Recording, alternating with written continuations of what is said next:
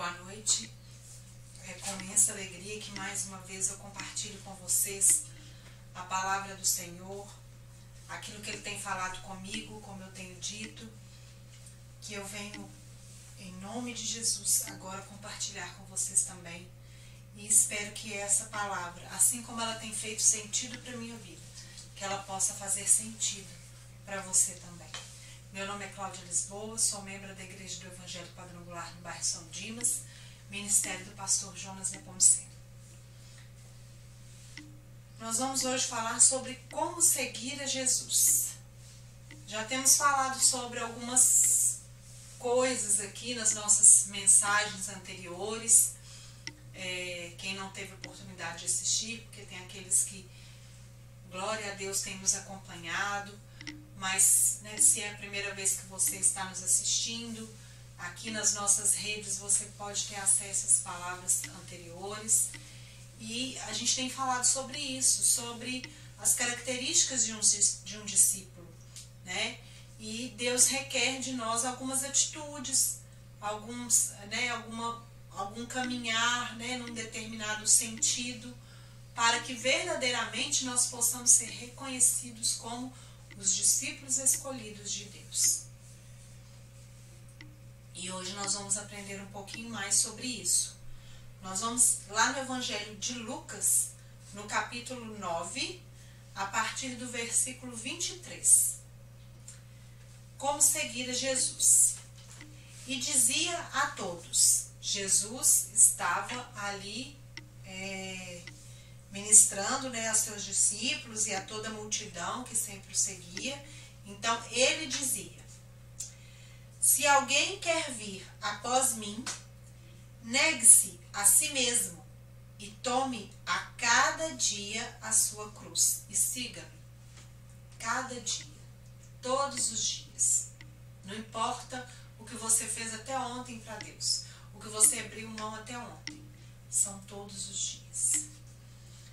Porque qualquer que quiser salvar a sua vida, perdê-la, mas qualquer que, por amor de mim, perder a sua vida, a salvará.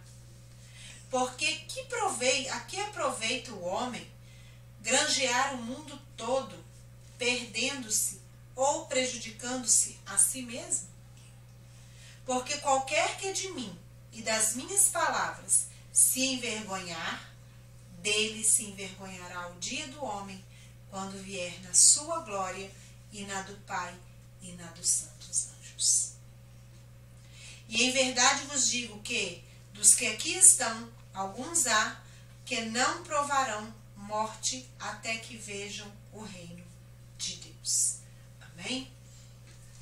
Jesus fala aqui sobre como nós devemos agir na nossa vida diária, se nós queremos verdadeiramente seguir.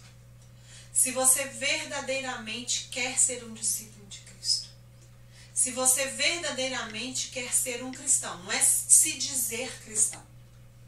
Porque, como eu tenho falado aqui, existem atitudes, existem comportamentos que nos definem como cristãos ou não. Assim é na nossa vida. Não adianta uma pessoa dizer que é uma coisa se o comportamento dela fala completamente diferente. Aquele ditado, faça o que eu falo e não o que eu faço, não vale de nada, porque a gente tem visto que é o exemplo que arrasta as multidões. E não é o que as pessoas falam. Porque se elas falam uma coisa e o comportamento delas é totalmente diferente, para mim não tem credibilidade nenhuma. E assim é para a maioria das pessoas. Mas ele fala fazer isso, mas e aí? Ele não faz, ela não faz. É claro que às vezes nós não vamos conseguir fazer o tempo todo. Pode ser que em algum momento você vai me ver falhar em algo que eu posso estar falando com você. Mas se eu persisto no erro, se o meu andar é diariamente nesse erro, então realmente eu estou falando de uma coisa que eu não vivo, então não vai fazer sentido para você. Correto? Então Jesus, ele fala aqui, traz aqui mais uma característica daquele que realmente quer ser um cristão, deseja ser um cristão, negue-se a si mesmo a cada dia e tome a sua cruz e siga. Esta é uma verdadeira instrução daquilo que devemos fazer para nos chegarmos diante de Jesus. Como eu já disse aqui, Jesus veio, Deus enviou o seu Filho, para que todo aquele que nele crê não pereça, mas tenha a vida eterna.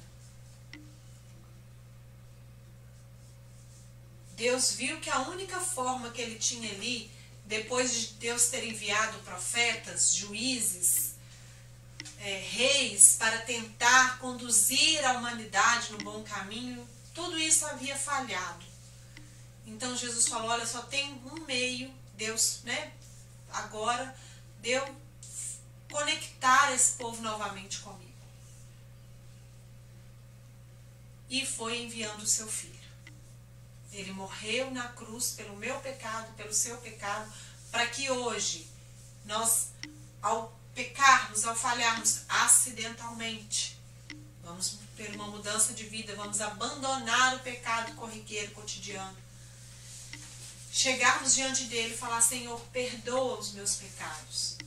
Antes era necessário um sacrifício de um animal, era necessário um sacrifício diante de Deus. Mas Jesus já fez agora esse sacrifício por mim e por você. Então nós chegamos diante de Deus, pedimos perdão em nome de Jesus, tomando posse do sacrifício dele ali. E a nossa dívida está paga, porque Jesus já pagou com o seu sangue. E aí, a partir desse momento, agora, Jesus, ele nos diz, se quisermos segui-lo, nós teremos que ter algumas atitudes, fazer algo para chegar diante de Jesus. Mesmo porque, agora, se você acredita que Jesus veio, morreu por você, você precisa acreditar também que ele vai voltar para buscar aqueles que o adoram em espírito e em verdade. Porque a Bíblia diz que Deus procura os verdadeiros adoradores, não é da boca para fora, que o adoram em espírito, lá no fundo. Não o adoram porque querem um cargo, porque querem um título, porque querem fama. O adoram em espírito e em verdade. Como eu adoro Deus em verdade? Nas minhas atitudes diárias. Naqueles momentos em que eu não estou na igreja, em que eu não estou próximo dos meus irmãos da igreja, que eu não estou próximo do meu pastor, que eu estou fora do campo de visão. Mas Deus tudo vê. O adoram em verdade. Peraí, eu estou aqui, ninguém está vendo. Mas Deus não se agrada dessa atitude, eu não vou fazer. Eu estou aqui no meu celular, no meu computador, que hoje é muito comum, né? Está muito fácil para todos nós. E você, opa, isso eu não devo ver. Isso não agrada ao Senhor.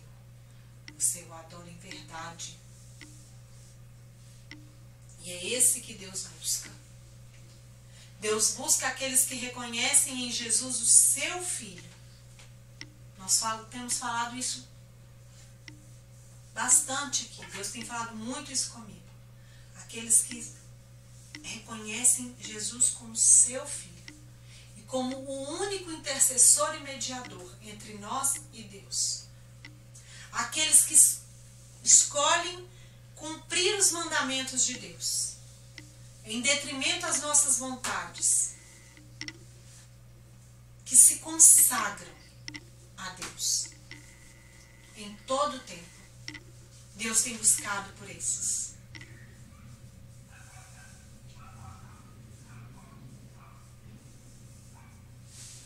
Eu, até na ministração anterior, antes dessa, se você der ver, a gente estava lá em Lucas 18,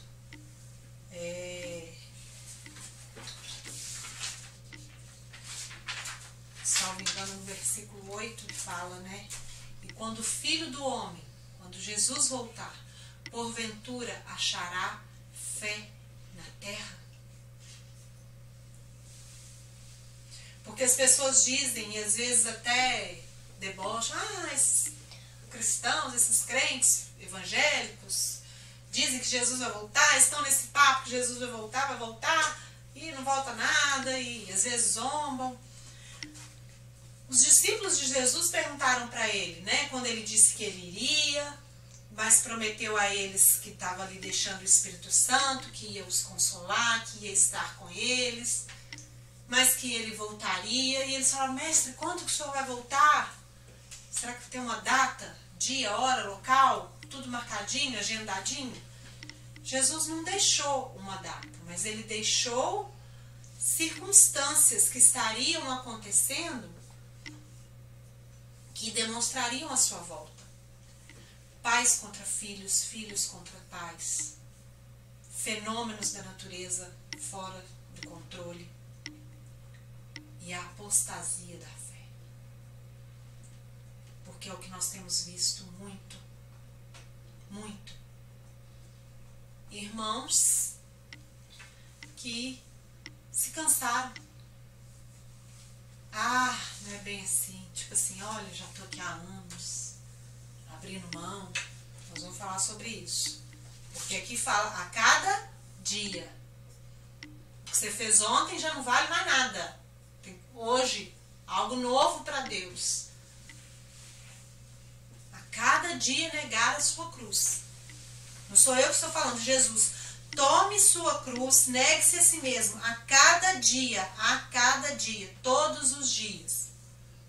Por isso que Paulo, no final da sua vida, ele pôde falar, guardei o bom combate, combati o bom combate, e guardei a minha fé, todos os dias. Ele não chegou num dado momento que ele falou assim, olha, já fui chicoteado na prisão, já fui preso, já fiz tudo, agora eu vou descansar. Agora deixa eu viver um tiquinho na minha vida, deixa eu aproveitar, deixa eu curtir um tiquinho, minha velhice. Ele pôde falar com convicção, porque até o último dia o apóstolo Paulo combateu o bom combate e guardou a sua fé.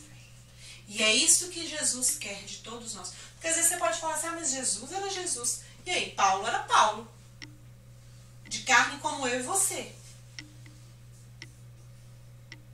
E olha que hoje não é necessário que nós não precisamos pagar um preço de prisão, nem de açoites, para viver o Evangelho de Cristo.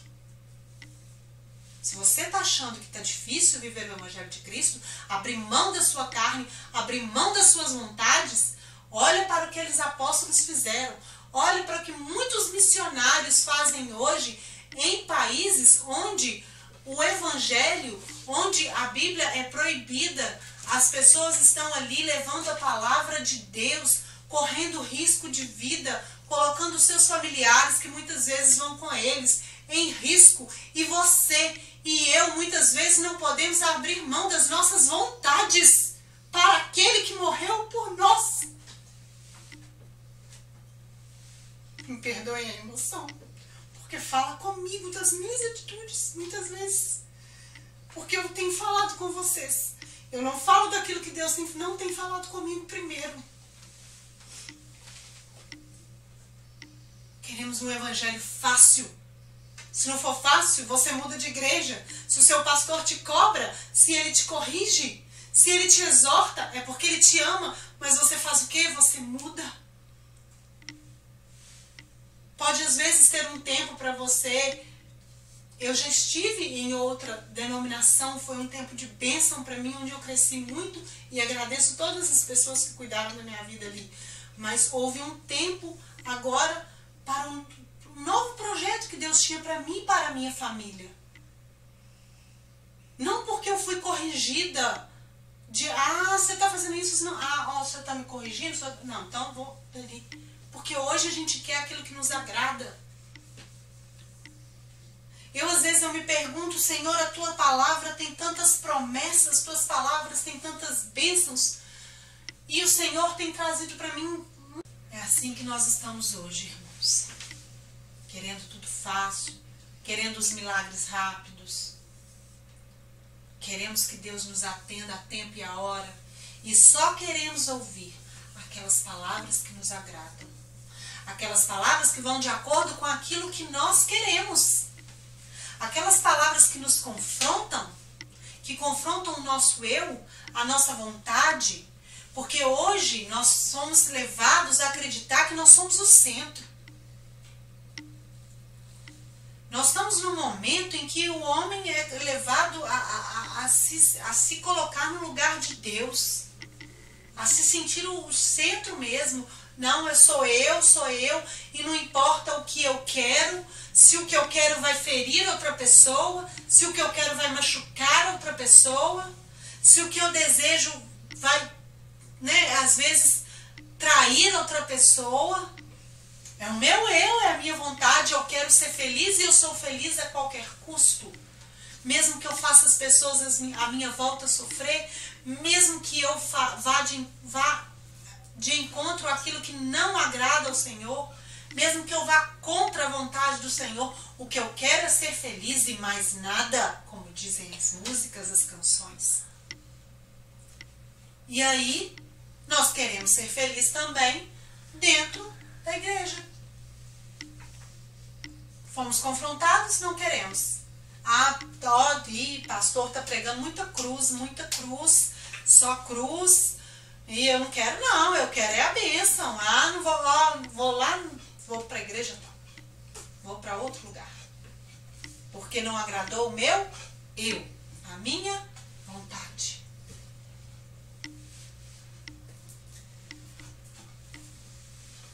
Jesus traz aqui uma instrução para que nós chegamos diante dele. Negar-se a si mesmo. Deixar o velho eu. Deixar as nossas vontades. Nós precisamos nos regenerar dos nossos pecados. Tomar cada dia a sua cruz. É a morte que deve ser a morte do eu, Nós falamos, precisamos matar o nosso eu. Essa morte do nosso eu, ela precisa ser constante. Ela precisa ser diária. Não importa se você tem 20 anos que você está crucificando a sua carne. Agora eu vou dar vazão para ela aqui só um tiquinho. Cuidado! A Bíblia diz, louco, e se pedirem a tua alma hoje, para onde irás? Então é a cada dia. Essa consagração, ela precisa ser constante, todos os dias. E siga-me. Determinação, foco. Meu alvo é Cristo. Seja determinado. Esse texto é um texto que ele fala com cada um. Jesus fala aqui de maneira individual com cada um. É uma atitude que você precisa ter. Você não pode depender da fé do seu esposo, da fé da sua esposa, da sua mãe, do seu pai. Não, eles estão ali, Olha, às vezes as pessoas às nossas voltas intercedem por nós e nós durante muito tempo somos ali protegidos pela oração daquelas pessoas que nos cercam. Mas há um dado momento que somos nós e Cristo, nós precisamos ter a nossa atitude. Há um tempo atrás eu conversei com meu filho, falei, filho, você agora precisa ter a sua decisão com o Senhor. Porque você já está na idade da razão. Agora você precisa ter o seu momento com Ele. Porque Ele precisa entender agora que Ele precisa buscar por Ele. Porque Deus vai cobrar isso dele. Às vezes nós estamos ali, sendo cercados e protegidos pela oração de alguém. E Deus tem nos cuidado por causa... pelo amor daquela pessoa que tem orado, pagado um preço, mas chega um momento em que Deus espera de nós a nossa atitude pessoal. Por isso essa palavra ela é bem individual,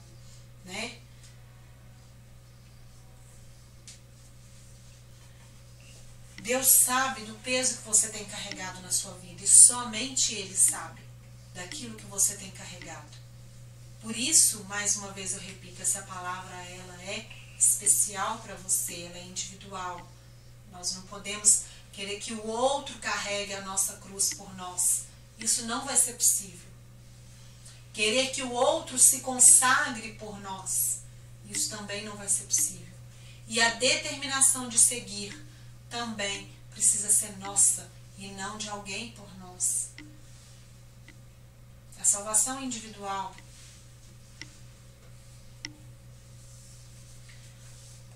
A Bíblia diz que quando Jesus voltar, estará dois deitados numa cama, um ficará e o outro subirá.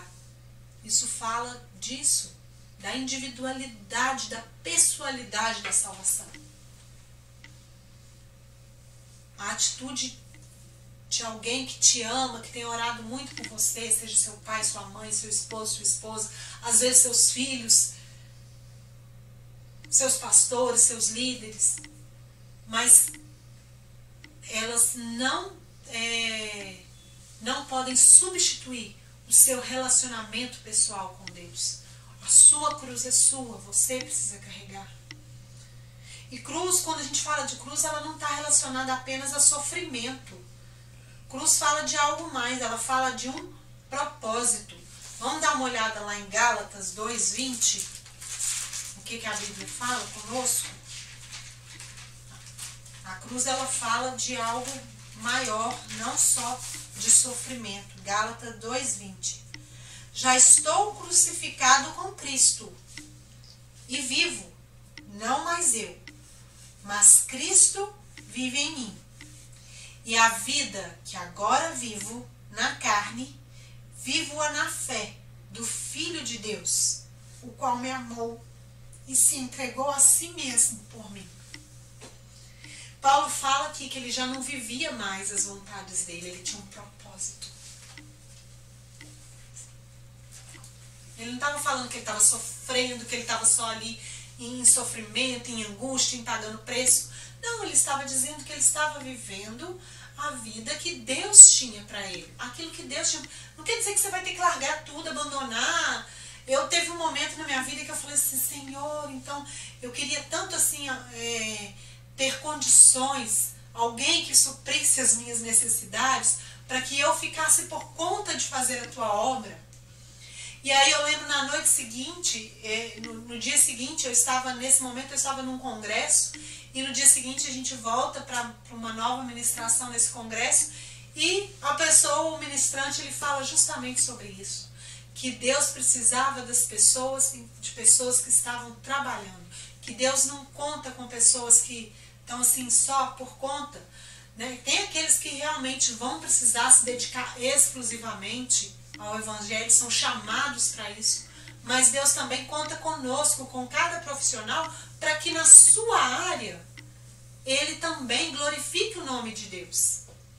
Eu não posso ser só uma advogada que resolva aquela questão do meu cliente, mas que eu leve também uma palavra de conforto para ele, e para a honra e glória de Deus. Eu não quero a glória nenhuma. Eu tenho vários clientes que para a honra e glória de Deus, eles falam comigo, Cláudia, olha, você tem sido diferente na minha vida, você sabe, foi bom, além da questão que você resolveu, poxa, você falou comigo, você trouxe uma palavra de Deus, você me ouviu, né? Às vezes simplesmente ouvi-los, porque a gente é um pouco psicólogo, a gente tem que ouvir, eles gostam, eles querem chegar, eles às vezes precisam desabafar, né? Além de falarem ali a sua demanda, eles precisam desabafar, às vezes, tudo aquilo que essa demanda tem trazido, esse desconforto para a vida deles, eles precisam ser ouvidos, né?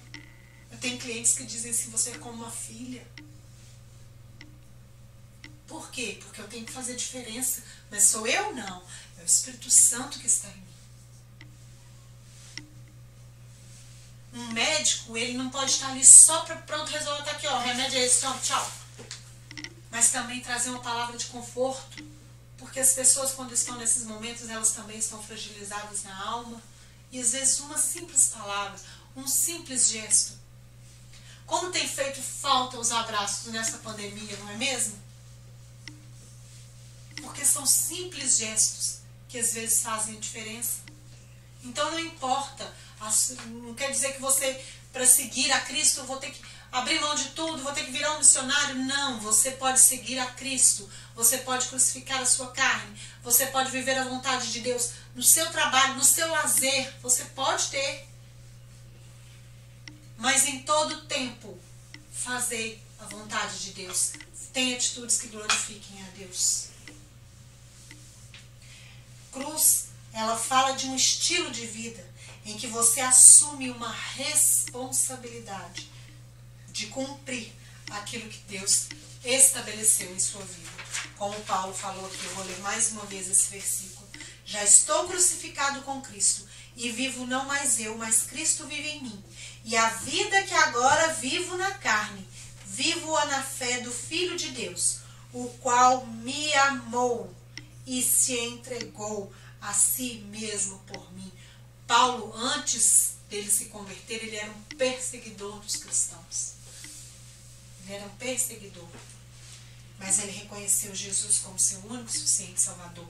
E a partir dali, ele passou a viver na fé a vida que Deus tinha para ele. Jesus está dizendo que não existe a possibilidade de nos considerarmos discípulos sem matarmos o nosso eu. Está fora de cogitação. Discípulo. Se você quer ser discípulo, se você quer ser filho, se você quer ser cristão, Jesus diz, se você quer, tome a sua cruz a cada dia e me siga. Não sou eu que estou falando, é a palavra. E dizia a todos, quem disse? Jesus. E dizia a todos, se quiser vir após mim, negue-se a si mesmo, tome a cada dia a sua cruz e siga. Existe outra possibilidade? Jesus deu aqui algum jeitinho, alguma exceção? Não. Quando eu estou preocupado em ver as minhas vontades, eu estou na contramão da vontade de Deus. Não adianta eu começar vivendo o que Deus estabeleceu na minha vida, mas também não terminar, como eu disse ali no início. Ah, mas eu já fiz tanto e tal, e hoje agora eu preciso... Lá em Eclesiastes 7:8 a Bíblia fala, melhor é o fim das coisas do que o começo delas.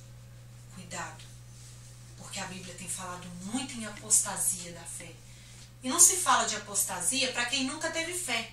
Fala de pessoas que viveram na fé, foram criadas na fé, tiveram a sua experiência na fé. A apostasia é daqueles que estavam ali, ó, vivendo a vontade de Deus, mas se apostataram da fé. Só que a Bíblia diz, melhor é o fim das coisas e não o começo delas. Volte, você que está aí, sabe, apostatado da fé, a sua fé esfriou. A Bíblia diz que aquele que está frio na fé é aquele que é morno, que Deus os vomita. Olha,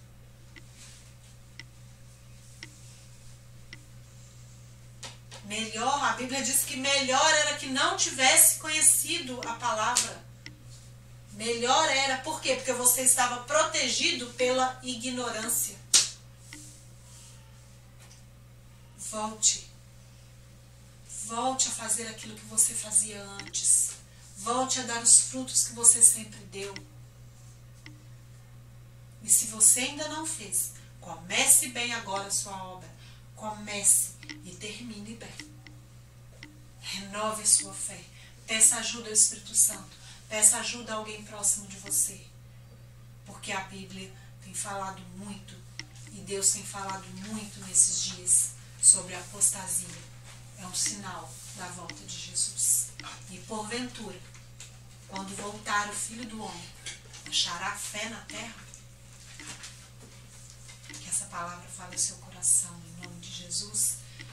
Que Deus abençoe a sua casa, o seu trabalho, a sua vida. Desculpe se as palavras são duras, mas elas estou falando primeiro para mim mesma. Cláudia, como você está, se examina, se regenera a cada dia. É comigo mesmo, tá, gente? Em primeiro lugar. E as pessoas que me conhecem, que convivem comigo, sabem que eu também sou muito franca. Sempre fui uma amiga, não era aquela que, se a roupa não tá boa, não tá linda, amiga. Não, sempre fui muito sincera. Então eu não posso trazer uma palavra que vai te, ai, que bom, Deus me ama. E aí você continua, às vezes, num caminho achando que está tudo bem, mas a Bíblia está dizendo para nós que muitas vezes não está. Então eu quero para você aquilo que tem feito sentido para mim. Tá? É com muito amor. Às vezes, apesar de duras, mas é com muito amor. Amém? Que a gloriosa bênção de Deus Pai, o amor de nosso Senhor Jesus Cristo e a doce consolação do Espírito Santo seja com você e a sua casa, em nome de Jesus.